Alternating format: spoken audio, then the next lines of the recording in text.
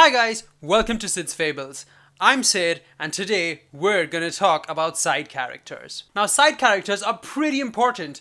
They add a lot of flavor to the world, they show the audience a different perspective, and they can really add so much depth to a story.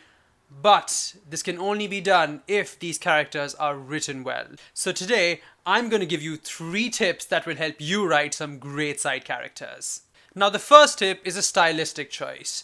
If you design your side characters to be stylistically different from the protagonists, that always makes them stand out. And you can do this in many ways. Maybe your side character uses a loophole in the magic system that we don't see that often. Maybe they wear and use gear that's very different from the others.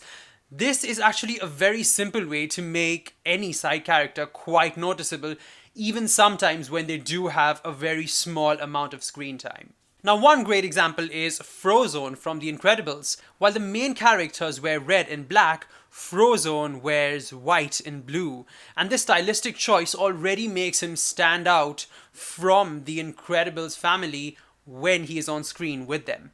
Another example is Domino from Deadpool 2. This character is stylistically quite different from every other superhero that we see throughout the movie, and even her powers manifest in very different ways.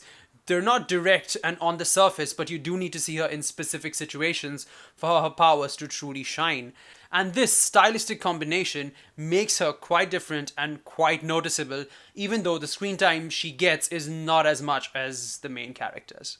And finally, a third example is quite different. It's Olaf from Frozen.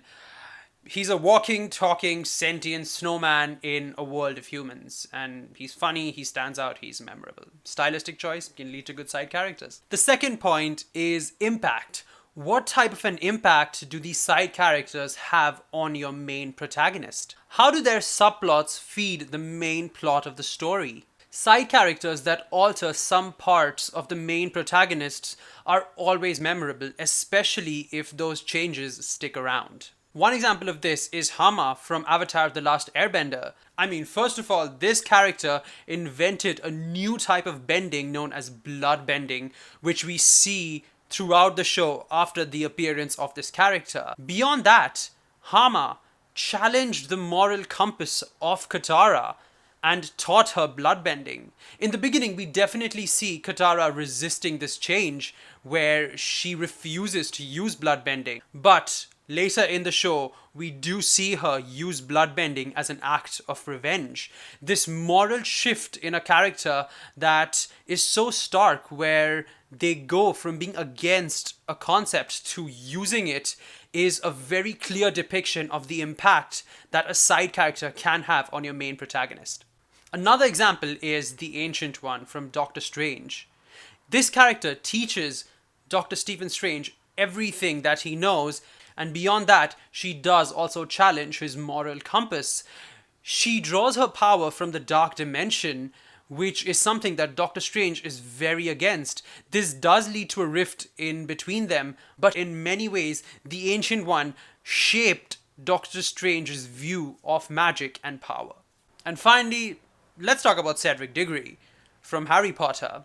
Yes, he embodied everything that the Hufflepuff house was about, but he did that without seeming like a left out house, which is the reputation that Hufflepuff had carried so far.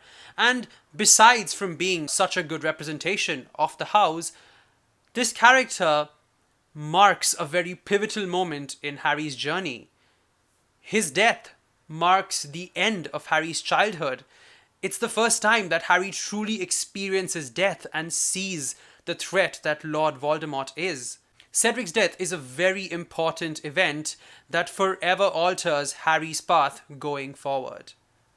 In conclusion, be mindful of the impact that your side characters have on your main characters. The more profound the changes, the more bigger or necessary the changes, the more memorable these characters will be, and the more nourishment will they add to your fantasy world. And finally, let's talk about motivation. Think about what your characters want. How passionately do they want it? Is it their very primal desire? You also need to make sure that the motivations are interesting, because frankly, bland motivations lead to bland characters. Now, when I say interesting, I don't mean complicated. Simple motivations can be very interesting, but it needs to be written in a smart way. Think of Jet from Avatar: The Last Airbender. This character's motivations are simple. All he wants is, yes, freedom, but also vengeance. And this character is willing to go to any lengths to get his vengeance. This is a simple motivation, but it is layered in the story so well that it makes Jet stand out. In his quest for vengeance, Jet, on numerous occasions, even faces off against Team Avatar. And one great thing that happens here is that Jet's motivations obstructs the goals of Team Avatar, which makes this character's story more relevant in the world of Avatar. And it also leads to some pretty sick fight scenes. However, a character motivation doesn't always need to obstruct the motivation of the protagonist for it to be interesting.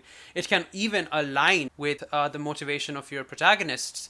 Think of Black Widow from the MCU. In the beginning, her motivations were relatively unclear, but as we started seeing this character in more movies, we started to see that her goals started to align with those of the Avengers. Her goal is to save people, but her motivation to do so is quite different from any other members of the Avengers. She wants to help as an act of redemption. She wants to wipe the red from her ledger.